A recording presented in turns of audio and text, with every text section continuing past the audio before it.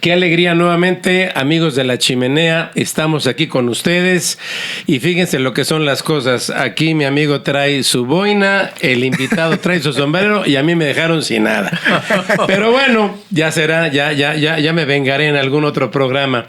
Aquí estamos nuevamente con un capítulo muy especial porque vamos a hablar del arte, de la cultura de nuestro país, bajo la voz de un especialista. Amigo, ¿cómo estás? Estoy muy bien, amigo mío. Mira, aquí con mi boina que me compré inglesa. Ándale. Sí, para estar a la moda. Casi nunca la uso. Ajá. Porque es para días como hoy, fríos, así, lluviosos. Esa boina me recuerda a una película que se llamó El Gran Golpe. Ah, ¿sí? Con Paul Newman. Ah, creo que sí la vi. Sí. Tararara, tarara, tarara, tararara, tarara. Y es que esa boina la usaba el famosísimo este actor que es Robert Redford. Traía esa boina.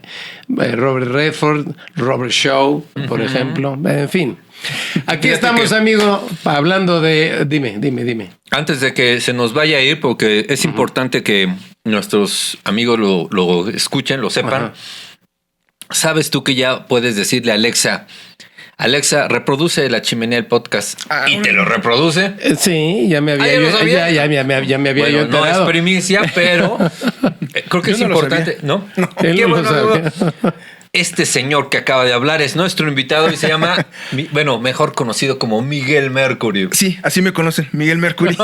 Oye, Miguel, ¿y qué te parece si nos hablas un poco de tu sombrero? A ver, ese sombrero ¿cómo se llama? ¿Qué estilo es? No lo sé, ¿verdad? Dime algo de ese sombrero como para ver si me compro uno. Te voy a hablar de la historia de cómo llegó a mí. Okay. Andábamos paseando, mi madre y yo, hace poco, por los callejones góticos de Barcelona. Ándale. Y yo de hecho traía una boina, así como la tuya. Y entramos a una tienda de sombreros, lo vi desde lejos, me encantó. Mi mamá me dijo, ¿sabes qué? ¿Lo quieres? Dije, sí, lo quiero, ¿cómo no? Sí, lo quiero. Me quité mi boina, me puse el sombrero y no me lo he quitado desde entonces. Me encanta este sombrero. Siempre he sido también de traer boina, sombrero, no sé, gorra, Sí, no sé, me gusta. Sientes que el sombrero le da un toque al caballero. Digo, en este caso, a la persona que lo usa como tal, es un outfit ahí importante, ¿no? Es parte, sí, claro, es parte de, y también es un gusto. Es un gusto, dices, lo veo y me gusta mucho, digo. Pues hemos empezado el programa un poco hablando de sombreros, gorras y este tipo de situaciones, pero ¿qué te parece si te presentas tú y nos dices a qué te dedicas? ¿Eres Miguel y cuáles son tus apellidos? Fuentes Ramírez, Miguel Fuentes Ramírez. Miguel Fuentes Ramírez. Sí, yo nací en Celaya y nací en la ciudad de Celaya, pero toda mi vida estuve en Salvatierra, Guanajuato, y estuve 30 años en Salvatierra. Bien. Mis papás son de Salvatierra, ahí crecí, ahí conocí mucha gente, amigos, mi familia están en Salvatierra. Tengo 5 años radicando ya de nuevo en Celaya, y mi esposa es de Celaya, entonces me fui para Celaya, ella no se quiso ir a Salvatierra. Y pues a mí me tocó irme a Celaya, pero estoy muy a gusto en Celaya y me dedico a las antigüedades, me dedico a la compra y venta de antigüedades. Qué bien. Esto es desde la pandemia para acá, porque anteriormente a la pandemia me dedicaba al turismo y estuve así, pues casi 11 años dedicándome al turismo como guía de turistas, y también llevábamos a cabo proyectos culturales, turísticos para la atracción del turismo ahí en el municipio. Es como un promotor de turismo. Exactamente. Cuando sucede lo de la pandemia, pues ya saben, ¿no? Se paró todo. Yo para ese entonces ya había coleccionado algunas antigüedades y comencé a vender, porque también, pues bueno, me independicé, comencé yo una nueva vida. Antes de casarme, viví 2 años solo, entonces ahí fue cuando conoces, ¿no? Pagar la renta, agua, luz, todo eso. Y de mi comprar antigüedades. Sí, si quería volver a comprar antigüedades, debía pues también comenzar a deshacerme de algunas. Yo en ese momento nada más era coleccionista de antigüedades. Y mira, ya está aquí, quiero llorar de recordarlo. Entonces, comencé a vender, y ahí fue cuando comencé a ver también, a conocer a otros colegas, a futuros clientes. Y de ahí continuó, o sea, en eso continuó. Pues fíjate qué interesante, porque este programa, estimado, está dirigido a la gente empresaria. Muy bien. Y qué padre que tú nos des el ejemplo, la pauta de cómo empezar un negocio relacionado a las antigüedades, porque ¿se puede hacer negocio con las antigüedades? Sí, claro. Afirmativo. Así es que, amigos de la Cámara de Comercio, créanme que este programa va a estar muy interesante. Y antes que nada les quiero comentar que acuérdense de que cada domingo abrimos boca, ¿verdad? A la hora de despertarnos con el programa de La Chimenea listo en las redes sociales. Todos los domingos, acuérdense, ese día que se tardan un poquito en levantarse. Mientras se baña pues en lo que se arreglan. Sí, se arregla. Púchele ahí a La Chimenea. Y adelante, dígale, Alexa, reproduce La Chimenea. Exacto. Así es que, amigo, es todo tuya la primera pregunta. Yo cuando conocí a Miguel me pareció muy interesante, porque aquí tenemos y hemos entrevistado a gente que lleva años y años metido en esto. Incluso conocemos anticuarios de genealogías de anticuarios, ¿no? Pero siempre es muy interesante conocer a una persona que acaba de entrar al negocio y cómo es el negocio del anticuariato hoy en día. Tal vez no en la Gran Tenochtitlán, pero sí en un estado importante como lo es Guanajuato, que además tiene una historia tremenda, ¿no? Entonces me dije, no podemos desperdiciar la oportunidad de tener con nosotros a una persona que tiene fresco todo este conocimiento, ¿no? Y evidentemente una de mis primeras preguntas es, ¿por qué? ¿En qué momento, no sé, de niño? ¿Quién fue que te llevó a interesarte por las antigüedades? Sí me lo he preguntado, no he llegado a la raíz de saber qué fue lo que me lleva a las antigüedades. Yo recuerdo que cuando visitaba la casa de mi abuela, la mamá de mi papá, sí veía 2, 3 muebles con algunas tallas. Recuerdo el televisor todavía de bulbos, y eso es lo poco que recuerdo. Es lo poco que recuerdo. No sé si en ese momento a lo mejor bueno, realmente ni siquiera me acuerdo si eso que veía me gustaba. Solamente recuerdo que los veía y es lo que tengo en mi mente. Pero no sé si de ahí haya nacido, ¿no?, este gusto por las antigüedades. Ya creciendo y que asistes a los museos y todo eso. Por ejemplo, íbamos al Franz Mayer, al Sumay, y así decíamos, ¡ay, qué padre tener una colección de antigüedades! Claro, ya sé que ellos son palabras mayores. Sin embargo, pues ya recuerdo que como por la prepa, sí fue en la prepa, enfrente de donde yo estaba estudiando la prepa, ahí en Salvatierra, una señora abrió un pequeño local donde comenzó a vender algunas antigüedades y piezas actuales. Y salíamos de la prepa y yo recuerdo que me iba enfrente ahí con la señora a platicar y estaba viendo las cosas. No sé, pero es como un gusto, de esos gustos que luego no sabes por qué, pero que ahí está permanente y como que cada vez se iba desarrollando un poco más. Y recuerdo que le compré un florero a la señora. Tenía 17 años y le compré un florero. Chamaco de 17 años comprando un florero. Ajá, exacto. Entonces, ese florero todavía lo tengo, todavía lo conservo. Casi en esos mismos años, un señor ahí también mismo en Salvatierra abrió un pequeño bazar y pasaba de repente por ahí y vi un quinqué. Y ya cuando lo observo traía ahí German y no sé qué. O sea, estaba muy interesante, como que era de los años 30 por ahí. Y me llamó la atención, le pregunté el precio. En ese me pidió 200 pesos, pero en ese momento dije, no, pues no puedo. Le dije, apártemelo, por favor, luego paso. Pasaron los días, junté el dinero y pasé a comprarlo. Y fue un quinqué que hasta la fecha todavía lo tengo, aún lo conservo. Y eso fue pues cuando tenía 17 años. O sea, ya después de eso, de repente compraba como entre los fierreros y así, compraba un candelabro de bronce. Un día me tocó comprar un par de candelabros de plata. Yo creo que eran virreinales, padrísimos. Y así iba poco a poco. Ya una vez que crezco, que comienzo pues a trabajar y a comenzar en esto del turismo, pues ya tenía pues, una poquita más agilidad, ¿no?, para poder comprar, y comencé a comprar pues desde muebles muebles, fonógrafos, el fonógrafo de Edison, el gramófono, radios de bulbos. Llegué a tener una colección de radios de bulbos muy, muy padre. Todos estaban de estética de 10 de 10, con todas las perillas funcionando. Muy padre los radios. Y muchas otras cosas más, documentos, arte sacro. Coleccionaba un poco de todo mientras fuera antiguo. Me llamaba la atención. Y pues así fue como surgió esto de andar en las antigüedades. Ok. Pero de esa parte hablas de una parte de estar adquiriendo cosas. Sí. No de adquirirlas para luego venderlas, sino primero estabas adquiriendo. Yo creo que todo el mundo tenemos, y ya vamos a hablar en plural, ese gustito por empezar a coleccionar algunas cosas, ¿no? Sí. Digamos, en lo particular, tengo yo una colección de lentes, por ejemplo, que empecé a ver que por ahí una tía tenía uno y pues regálamelo, ¿no? Y junté tengo una colección pequeñita de 6 o 7 estuches antiguos con sus espejuelos, no sé cómo se les llame, ¿no? Ajá. Y monedas.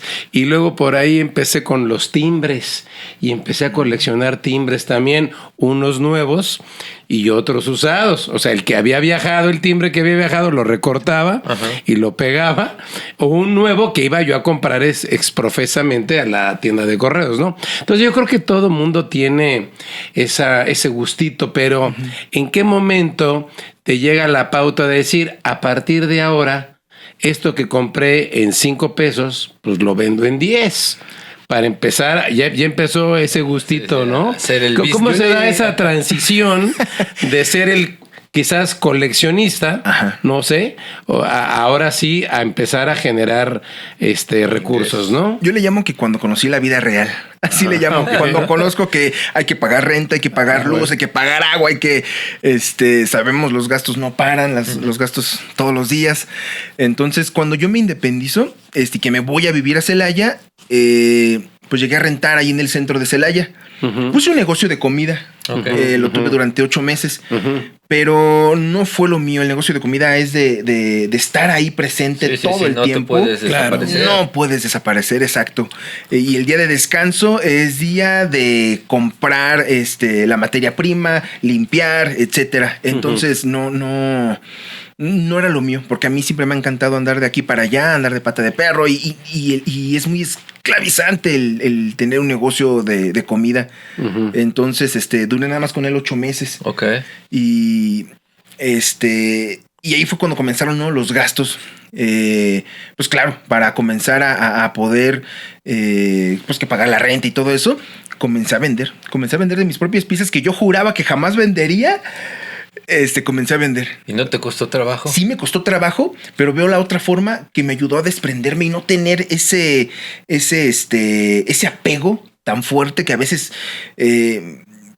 pues no es muy bueno. No es muy bueno. O sea, sabemos que nos vamos a ir y que no nos vamos a llevar nada. Entonces, comencé a vender. Sí, claro que fue difícil porque decía, no, esto nunca lo iba a vender, y pues ni modo a vender. Pero pues bueno, todo eso me ayudó a seguir comprando, ahora a volver a vender y en este ritmo, pues sí, ya llega a haber momentos en que dices, esta pieza me gustó mucho y la voy a conservar por un buen rato. Pero ya ahorita sí ya no soy tan, digamos, coleccionista, pues no. Bueno, coleccionamos Art Nouveau, fíjate. Piezas decorativas, que floreros, el centro de mesa, etcétera. Mientras sea Art Nouveau, lo conservamos. Eso sí, hemos podido lograr conservarlo. Desde pieza pequeña hasta... pues tenemos una banca muy bonita que es completamente Art Nouveau y logramos conservarla, y eso sí lo coleccionamos. Pero ya la mayoría de las piezas que nos llegan, documentos, un poco de arte sacro, etcétera, son para... Pero platícanos esta parte de cómo presentas, exhibes, difundes ahora sí que todas tus antigüedades, porque hoy en día, pues ya con las redes sociales también se pueden mover por ahí. No sé si recurras a ellas o tienes un local donde se exhiban las cosas y dependes de que la gente vaya, ¿verdad? Yo siempre he dicho que tener un local es una gran ventaja en el negocio de las antigüedades porque la gente va pasando por afuera y dicen, ven por ejemplo, no sé, un mueble, un Cristo y ellos recuerdan, yo tengo un Cristo. Y la verdad, no lo uso. Ya no lo veo. Ya no lo veo, lo tengo arrumbado y se las llevan a los de los locales. Esa es la gran ventaja de tener un local. Yo no tengo local. ¡Qué barbaridad! No tengo local, es que... ¿Quisieras un local? Sí, claro, pero hay varios detalles ahorita, que en Celaya con esas cuestiones. Ya me imagino. Sí. Entonces todo recurro, como dices, a las redes sociales. Me ha ayudado bastante. Tengo una página de Facebook. Ajá. Ahí publico las piezas que nos van llegando. Y claro que se batalla al principio porque ¿cómo haces para generar esa confianza a ese nuevo cliente y que él crea o sepa que pues no lo vas a estafar? Sí se batalla, pero de que se puede, se puede. Porque muchas ventas ahorita, y no solamente nosotros, sino son por internet y uno tiene que pagar primero para que te envíen. Entonces, se logró esa cartera de clientes a través de los años. Se ha logrado. Entonces lo que hago pues es tomarles varias fotos a estas piezas, exhibirlas ahí en mi Facebook, en la red social. Sí. Y que fue como te contacté. Exacto. Y así es como lo comparto para que lo vean y pues claro que alguien surja el cliente, ¿no? Para la pieza. A través de Facebook. Fíjate que hay un libro que siempre recomiendo, incluso en este podcast lo he mencionado varias veces, que es Conversaciones con coleccionistas, donde se hace una investigación y se dan cuenta que cuando tú quieres comprar algo, cuando tú eres coleccionista, realmente quien está hablando, quien está comprando, quien está consumiendo la obra, no eres tú, sino tu subconsciente. ¡Wow! Sí, es impresionante la investigación porque entrevistan a varias gente que se dedica al coleccionismo, psicólogos, críticos, gente con experiencia en el arte. Sí. Y al final se dan cuenta que no están comprando la gente lo que ve, sino lo que siente, ¿no? Es decir, si tú compras algo, es porque tiene algo que ver con tu subconsciente. Y lo explican muy bien. Sí, y ahorita que hablaba acerca de por qué te empezaste a adentrar en este mundo, muy seguramente hay algo ahí dentro tuyo que desconozco. Sí, que seguramente desconoces, digo, a menos que te hagan una regresión, una cosa así, podrás decir, es por eso que coleccioné tal florero, ¿no? O por ejemplo ahora, tal vez lo que estás coleccionando ahora no te recuerda algo a ese florero, pero empiezas a hacer una serie de conexiones que jamás terminan, ¿no? Eso puede terminar o deformarse en ser acumulador, ¿no? Estas personas que tienen esa enfermedad de ser acumuladores de basura, de cosas así, pero también puede generar en un gran coleccionista, ¿no? Cuando hay estudios y cuando empiezas ya a decir, bueno, esta pieza es mejor que esta la puedo vender en este, y es así como nace el coleccionismo y sobre todo el anticuariato, ¿no? Cuando uno se va dando cuenta acerca de dentro de este universo de cosas que te gustan, qué sí vas a coleccionar, qué vas a consumir solo por un tiempo y qué te vas a quedar. Es bien bonito esa parte. Qué interesante. Sí. Y bueno, ya, pues esta no es la entrevista de Ángel, la entrevista de Miguel. ¿Cómo comenzaste, Ángel? No, ¿sabes qué? Es que tú sabes, me encanta esto del arte y del coleccionismo. Entonces, siempre hablar con gente que está metida en eso, que habla con tanta pasión como lo haces tú de lo que haces, pues es muy bonito, ¿no? Pero también te quería preguntar, ahora sí entrando en materia, hay una gran diferencia entre antigüedad, arte objeto, ¿no? Memorabilia. ¿Tú hacia dónde vas más dentro de todo lo que dilereas y compras y colecciones? Sí, mira, es todo un mundo esto de las antigüedades. Y yo siempre he dicho que en este gran mundo de las antigüedades, como que se desprenden varias ramas. Sí. La numismática, por ejemplo, la memorabilia, etcétera. Y y poder ser, o más bien saber de todo. Es imposible. Es imposible, ¿verdad? Sí, no, está muy... sí lo veo muy imposible, muy complicado. Es que es demasiado, ¿no? Sí, es muchísimo. Estás hablando, ¿cómo lo podríamos dividir ahorita antes de que toques ese tema? ¿En cuántos segmentos? Muebles.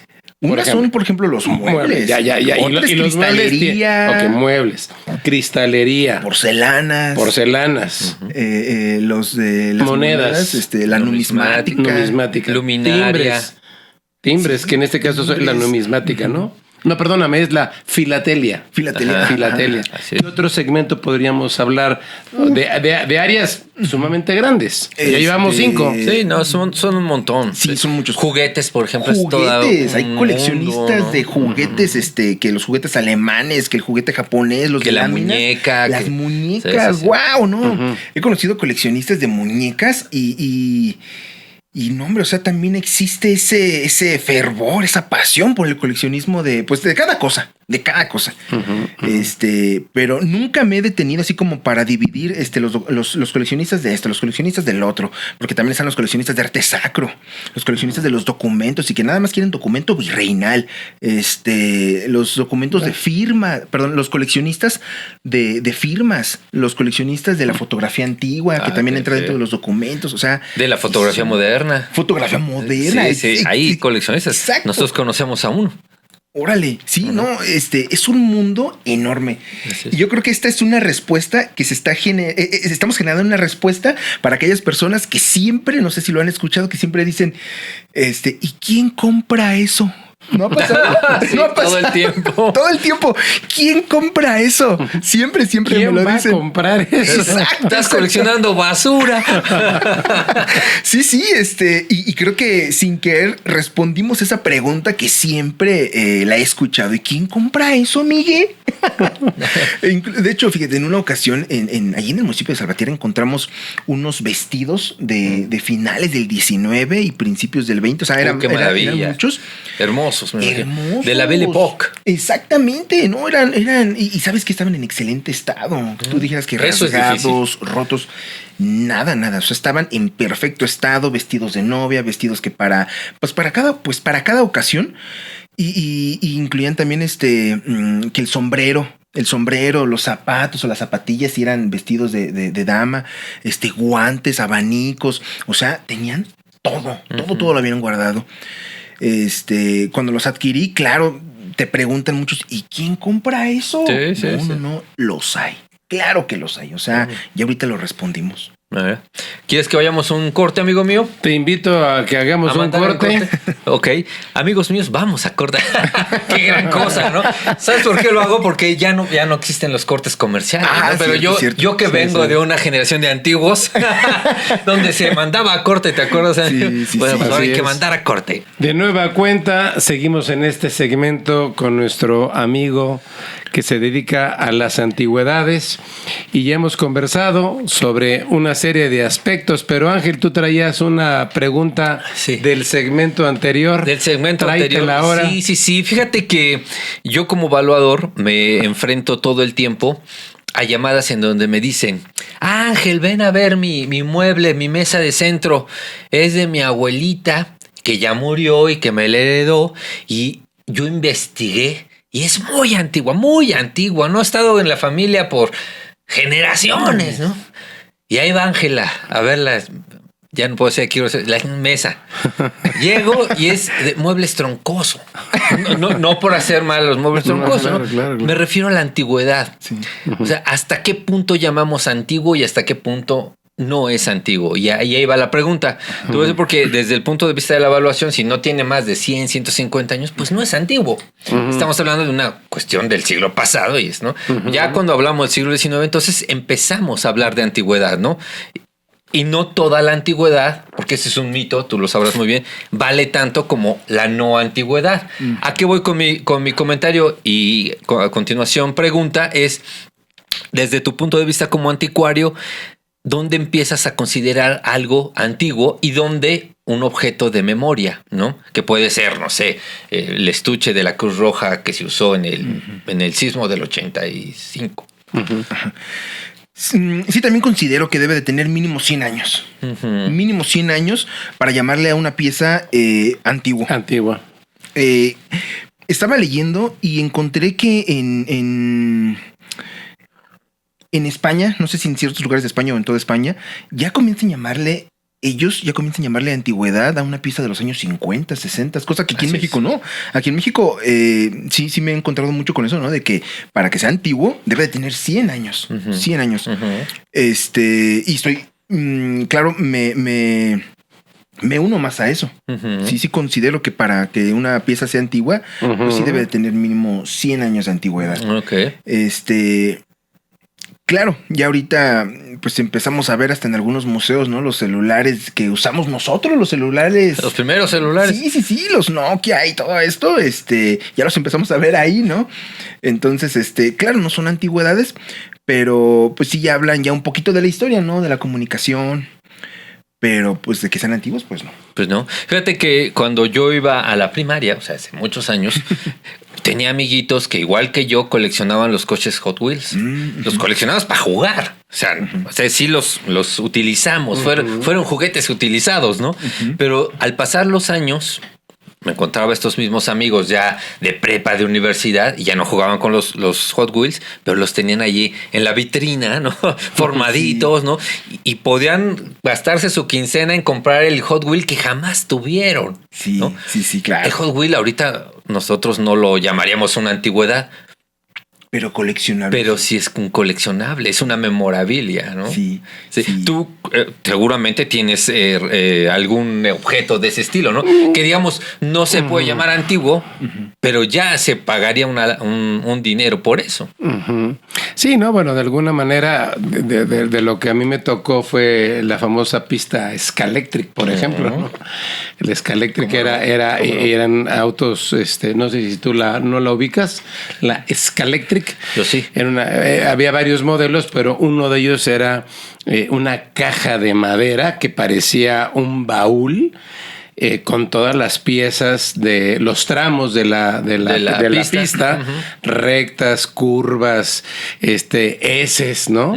Y se armaba en una mesa quizás del tamaño de este tapete, de que será de unos 2 metros por 1.5 metros, y ahí armabas una pista con 2 carriles. Con sus controles remotos. Exacto, ¿no? Y debajo del auto traía una pequeña bobina, ¿te acuerdas? Sí, claro. Que daba vuelta y se calentaba. Ya cuando se calentaba, el carro ya dejaba de funcionar y había que esperarse a que se enfriara, ¿no?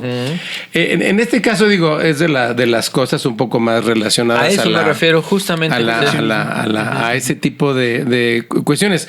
Hoy en día hemos visto algunas pistas tipo Scalectric, pero ya más modernas y con cosas ya más digitales y cosas de esa naturaleza, que quién sabe qué durabilidad tenga. Esta Scalectric la podías poner en cualquier lado y tenía unos controles que igualmente se calentaban después de 30 o 40 minutos de estarse usando, ¿no? Sí. Pero en fin, yo he visto, por ejemplo, al paso del tiempo, esta parte del coleccionismo, ¿no? Que normalmente hay gente que se dedica a una sola cosa, por ejemplo, ¿no? Por ahí conocí a Armando Pous, creo que se llama, que se dedica a puras cuestiones de sonido, ¿no? Incluso discos, ¿no? Los acetatos, grabaciones y cosas de estas, que donó a la famosa fonoteca que está aquí en Coyoacán. Ha donado muchísimas cosas. Conocí a una chica que ahorita se me ve el nombre, que colecciona pura las muñecas Barbie, por ejemplo, pura Barbie, en fin. Mi pregunta va encaminada a esto.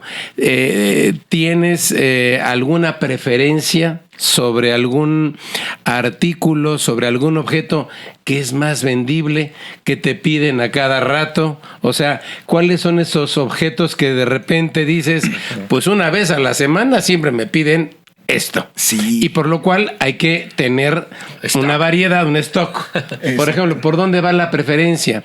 Y lo segundo, ¿a quién compra más de estas cosas, los hombres o las mujeres? Serían 2 preguntas. contestando primero la segunda. La segunda. Creo que los dos, ¿eh? Sí, los dos se van. O sea, está nivelado. Sí, sí, sí. Ok. Bueno, quizá la balanza pesa un poco más en los hombres. ¿En los hombres? Sí, pero carga. Sería un 60-40. Por poco. Sí, muy poco la diferencia. Variedad, sí. Porque, por ejemplo, quienes coleccionan las muñecas son en su mayoría más mujeres y existe un mundo de coleccionismo de Barbies, de muñecas, la Wendy, que muñecas, en la muñeca esta que es el rostro de una actriz norteamericana, Shirley Temple, las muñecas Shirley Temple. Ajá, entonces muy famosa. Hay mucho coleccionismo de pues tanto de un lado como de otro, hombres y mujeres. Y lo que a lo mejor más me piden o que más se vende, pues son piezas que tengan que ver con el centenario, con el primer centenario de la independencia de México, con todo este festejo que hubo, que llevó a cabo Porfirio Díaz. Ajá. Fotografías, documentos, la firma de Porfirio, la foto de Porfirio, todo eso. También, por ejemplo, las del Segundo Imperio, Maximiliano, Carlota, que invitaciones a cierto evento. Todo ese tipo de piezas siempre han sido muy buscadas. Y creo que ha sido de lo que luego pues se encuentra más, porque andando en esto no sabes qué vas a encontrar, no se sabe. Sí, entonces creo que esas son de las que hemos de repente encontrado más y que se venden bien, son muy cotizadas, se buscan, hay mucho coleccionista de este tipo de piezas, que la hebilla que sí trae el águila porfiriana, ¡újule! O sea, bueno, les encanta.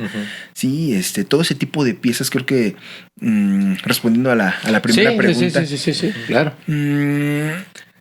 Yo creo que también las piezas de cuerda. Las piezas de cuerda luego son muy buscadas, ¿no? Que la vitrola, el fonógrafo, el gramófono, el gramófono de viaje, también son muy cotizadas. Yo recuerdo que cuando comenzaba en esto hace 10 años, o sea, que cuando comenzaba a coleccionar, pues de hecho hasta lo sabía más. Encontrabas casi en toda casa de antigüedades, siempre ibas a encontrar mínimo un gramófono y mínimo una radio. Ahorita ya casi no. Ya se ha ido, como que poco a poco se ha ido escaseando. Pero sí también son de las piezas muy buscadas dentro del coleccionismo. Es que creo que, híjole, es que en esa primera pregunta abarcaríamos mucho, porque, sí, claro, bueno. O sea, si ahorita, por ejemplo, a mis manos llega, no sé, un documento de la época del virreinato, híjole, también les encanta. Un libro con esas marcas de fuego, también. Los documentos de haciendas, pues creo que herrajes, por ejemplo, también, ¿no? Sí, hay herrajes que les encanta, o cuestiones así como de rancho. De rancho, ¿no? Por ahí va la... Sí, mira, tengo un colega que vende mucho ese tipo de piezas y veo que publica y pum, vendido. Publica y pum, vendido. O sea, sí, también los hay. Y luego es que muchas veces esas piezas traen como algunos grabados, ¿no? Sí. Y muy así, muy virreinales y todo eso. Entonces, les encanta. Fíjate que te quería preguntar, ¿dónde haces tus búsquedas para hacerte de objetos? ¿Sí? Porque, bueno, antaño aquí en México la Lagunilla era un lugar emblemático, ¿no? No sé si siga siendo, ya se acabaron las piezas o sigan llegando, o tal vez al interior de la República, en aquellos pueblecillos olvidados por Dios, donde nadie va a buscar, ¿no? Sí, le llaman luego mercado de pulgas, ¿no? Así también le llaman. Les llaman más allá en Europa, ¿no? Mercado de pulgas. Pero bueno, yo conozco aquí en México 2 o 3 mercados que mercado de pulgas. Sí, ya les comienzan a llamar así mercado de pulgas. Aquí en Santo Domingo. Está el mercado de pulgas.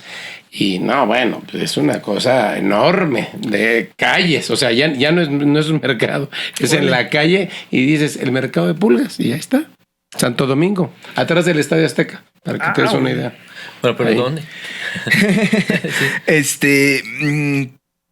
Yo creo que un poquito de todo. Por ejemplo, en las casas antiguas, en las haciendas, ahí siempre vas a encontrar por lo regular muchas piezas en muy buen estado, sobre todo en las casas antiguas, en esas casas en donde todavía la propietaria de la casa con 90 y tantos años está guardando ahí un florero, un mueble, una pieza de porcelana, algunos pedestales, etcétera, etcétera, y los están y que lo han conservado bastante bien. ¿Por qué? Porque son piezas que tienen no solamente, para ellos no solamente tiene un valor, pues en términos económicos, no solamente eso, sino que también el valor sentimental, ¿no? Esos pedestales eran de mi abuela o eran de mi abuelo,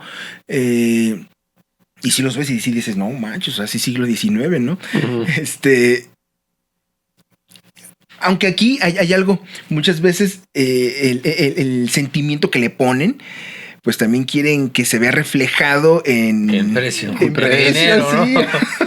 Y ahí es cuando uno dice, quiero comprar nada más la pieza, sin el sentimiento. Exactamente. Y luego eso hace que también encuentres las piezas a veces un poquito más accesibles, hasta en manos de un coleccionista. En manos de un coleccionista que a lo mejor ya tiene la misma pieza y dice, voy a deshacerme de una, ya tengo dos, voy a deshacerme de una, y a lo mejor esa misma pieza la tiene esa señora, pero esa te la, por el sentimiento, pues te la eleva mucho, y a lo mejor el coleccionista dice, es lo que vale, porque muchas veces el coleccionista saben cuánto está en el mercado. Exactamente. Y pues sí, los propietarios de estos inmuebles, pues muchas veces desconocen un poquito del tema, ¿no? En cuánto andan en el mercado. Y es como lo que veíamos en el curso, ¿no? De los muebles antiguos, ya no muchos los adquieren porque las casas ya no son del mismo tamaño que antes. Entonces, las nuevas parejas, las casas son más pequeñas, más compactas y más minimalistas en gustos. Entonces ya no quieren ese mueble de que con tantos detalles, ¿no? Entonces, pues eso reduce el mercado. Sí. Eso lo aprendí contigo. Yo que no quería que dijeras que había sido mi alumno. Miguel fue mi alumno como de la segunda generación de ahí en Puebla. Segunda, ya hemos sido la primera. ¿O la primera? Ya no me acuerdo. No, creo que sí fue la segunda. Creo que sí fue la segunda. Y pues respondiendo a tu pregunta, en casas antiguas, en haciendas, luego muchas veces no en la casa antigua, sino que ya la familia que se cambió a una casa actual, pues ahí tienen alguna pieza antigua. Y me llaman y me dicen, oye, puedes ver esta pieza, primero como que están interesados en venderla, en saber el precio y ya después interesados en venderla. Pero claro, también recurro a estos tianguis. A veces sí sigues encontrando todavía buenas piezas, la Lagunilla,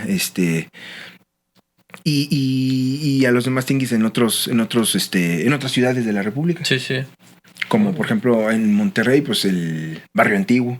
Ok. Ahí están, en el Barrio Antiguo, entre semana, están ahí todos los anticuarios en sus locales, pero el domingo todos salen. Y llegan otros que no tienen locales y se colocan en las banquetas. Ahí en el Barrio Antiguo está, por ejemplo, también el de Guadalajara, el Baratillo y el Trocadero, que son los tianguis también de antigüedades. Y pues los hemos ido ahí a visitar para ver qué se... Entonces viajas constantemente. Sí, yo creo que es algo que lo ha permitido esto de las antigüedades, el viajar. Porque una vez que conoces, que vas a conocer, por ejemplo, no sé, Zacatecas.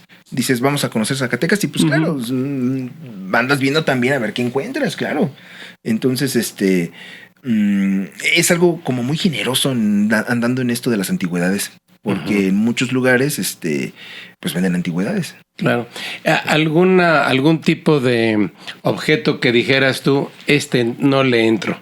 O sea, por alguna razón, aquí sí no me meto. No sé por qué razones. Ahorita nos podrías tú decirlas, pero a un área donde de plano ahí no encajas. Me han llegado a ofrecer piezas arqueológicas y ahí sí no entro. Muy bien hecho. Ahí sí no entro, sabemos... ¿Sí? Es que fue mi alumno. Ahora sí. Con mucho gusto, con mucho orgullo. Sí, no, ahí sí no. Una es el respeto, la otra es pues que es algo ilegal. Es algo ilegal. Las piezas arqueológicas no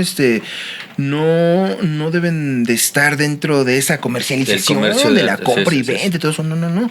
Y pues sí ha habido algunas personas que me dicen, oye, ¿te interesa? No, con eso sí no me meto. Con eso sí no.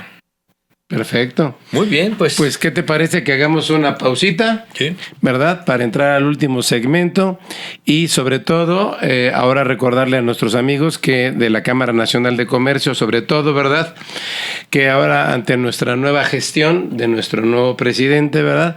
Se abren una serie de oportunidades en los grupos especializados que tiene la Cámara Nacional de Comercio. Así es que si usted es empresario, si usted es comerciante, acérquese a la Cámara Nacional de Comercio. Aquí le vamos a atender muy bien y enseguida regresamos. Continuamos con La Chimenea y aprovecho, ¿qué les parece? Para recordarles a todas las personas que nos escuchan, que nos ven, tenemos esa modalidad de tener el Spotify, que en este caso, en la comodidad de su casa, cuando vayan caminando por la calle o saquen al perro a pasear, pues pueden ponerse en Spotify y ponen sus audífonos y se conectan padrísimo, ¿no? Para poder escucharnos de esa manera.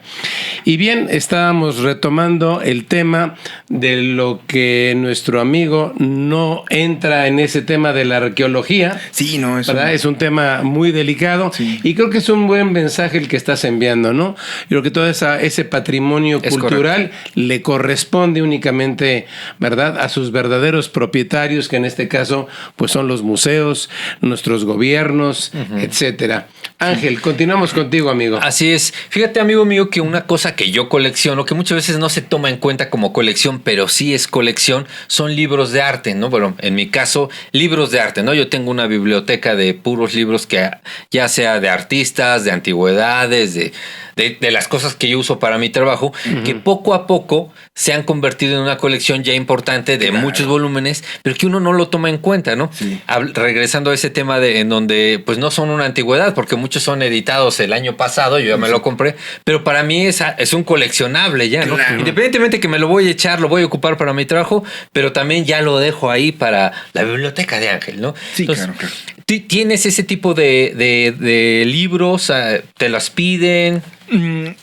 Tengo sus libros para mí.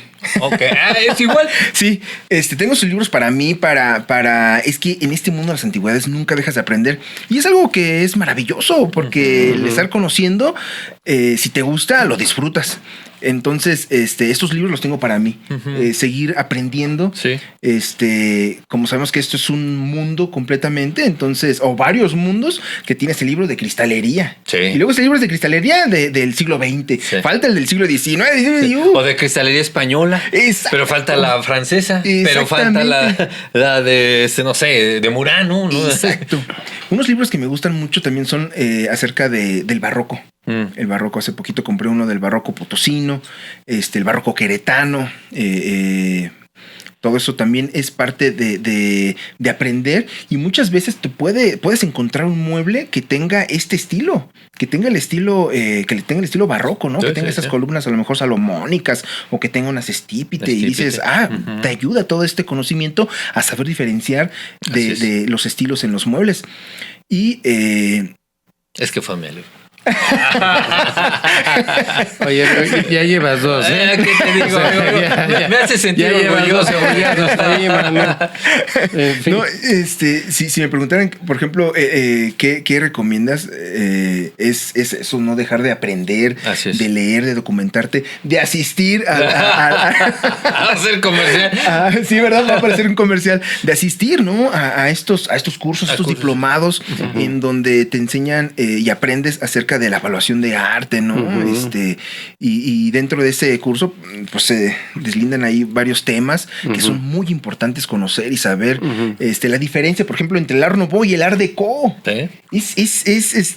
Pues me ha pasado que me he topado con algunos otros colegas que a una pieza Art Deco le llaman esto es Art Nouveau. Sí, ¿no? Y ya uno no dice nada a veces, ¿no? Si tienes la confianza y le dices, no, este es Art Nouveau, ¿no? Si apenas lo vas conociendo, nomás se queda callado. No, sí. Cuéntanos que. Perdón. ¿Sí? Vamos a pensar que alguien quiere ya deshacerse de una pieza. ¿Qué elementos le darías para tomar la decisión de sí deshacerse? O sea, ¿en qué momento, bueno, una persona ya quiere deshacerse porque a lo mejor se cambia de casa, porque, etcétera, ¿no? A lo mejor hay una disputa ahí, un abuelito con sus 2 hijos, y entonces dice, mejor no se la doy ni a Caín ni a Abel. Yo mejor la vendo y ya, no lo sé. La primera acercarse a Miguel, ¿no? Claro. O sea, en este caso, ¿qué asesoría le puedes dar a alguien que cuando ya se va a desprender de algo, tome en cuenta el ABC del desprendimiento de una antigüedad? Digamos. Tomar muy en cuenta el mercado. Ok.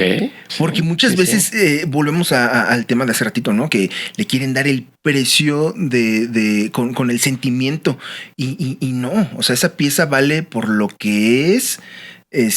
Claro, también si la pieza hay manera, ¿no? De verificar que esa pieza le perteneció a, no sé, a Porfirio Díaz, a Maximiliano, y que haya forma de verificar todo eso. Bueno, claro, eso sí aumenta. Pero el hecho de que lo hayan tenido de generación en generación, pues no. Eso no le da un mayor valor a la pieza. Pues, a menos de que fuera a lo mejor de oro o de plata. A menos de que tu abuelo sea Porfirio. Mientras tu abuelo no sea Porfirio Díaz. Entonces, muy difícilmente. Recuérdame la pregunta. Perdóname. Ibas muy bien en el sentido de que la gente evalúe el precio del mercado. Sí, asesorarse. Yo creo que asesorarse. ¿Con quién? Exactamente. Correcto, asesorarse. ¿Y quiénes son esos asesores? Híjole, eso es muy importante. Pues sí, porque también sucede, yo creo que te ha sucedido, Ángel, ¿no? Que ya me la evaluó, ya me evaluaron ese comedor y está en $1,000,000 de pesos, y te quedas así de wow, ese comedor no es $1,000,000 de pesos, es un comedor quizás de 200, y yo siendo anticuario, pues claro que lo voy a querer aceptar en un precio un poco más bajo, ¿no? Porque debo de ganarle algo. Entonces, yo creo que el asesoramiento y un asesoramiento profesional es el indicado aquí para saber para que le pueda poner bien el precio a una pieza, y que realmente, genuinamente la quieras vender. Porque muchas veces existe el precio de que es el precio de que no lo quiero vender. Exactamente, sí. Muy bien. Fíjate que tal vez ya para ir cerrando esta gran entrevista que nos has dado, querido amigo. Gracias. ¿Qué viene para Mercury Antiques? ¿Tienes proyectos? ¿Vas a presentar algo? ¿Estás haciendo algún proyecto? Sí, tenemos un proyecto en el que los invitamos. Okay. Hace 5 años comenzamos, hace 5 años, no es cierto. Hace 10 años, en el 2015. Hicimos un trabajo en el municipio de Salvatierra, en el que invitamos a los propietarios de las casas antiguas, ¿y de las casonas? A abrir sus puertas al público. Cuando me tocaba ser guía, yo conocía la casona por dentro, pero mis turistas no la conocían. Y ellos me preguntaban, ¿y cómo está esa casa por dentro? Y yo les decía, ¿sabes qué? Tiene muebles Jorge Yuna, tiene espejos de tal estilo, de tal tamaño. Y se quedaban asombrados, pero no podían acceder. ¿Por qué? Porque son casas habitación. Sí. Son casas en donde siguen viviendo los descendientes de esos primeros, de esas primeras personas que llegaron a Salvatierra. ¿Y a poco ellos aceptaron abrir su casa? Lo aceptaron. O sea, el primer año, que fue en el 2015, se abrieron 13 casonas. 13. O sea, no una, dos. No, 13 casonas el primer año. Algo así? Fue una labor titánica, la verdad. El convencer a los propietarios para que compartieran esa riqueza histórica, artística y cultural que tiene Salvatierra. Fue una labor titánica, pero se logró. Claro, no era el mejor número, porque 13 casonas, un recorrido de 13 casonas son 4 o 5 horas. Sí, Hubo gente cansadísimo. que no, cansadísimo. Se hizo cansadísimo. Entonces ya para el siguiente año, en el 2016, pues le bajamos, ¿no? Fueron creo que 8 o 9 casonas, y así lo fuimos bajando. Ahorita se van a abrir entre 4 y 5 casonas, 4 o 5 casonas que valen la pena conocer. Siguen siendo, repito, casas en las que viven los descendientes de los primeros hacendados Salvatierra. Surge y nace gracias a las haciendas agrícolas No fueron haciendas de plata, de oro, no.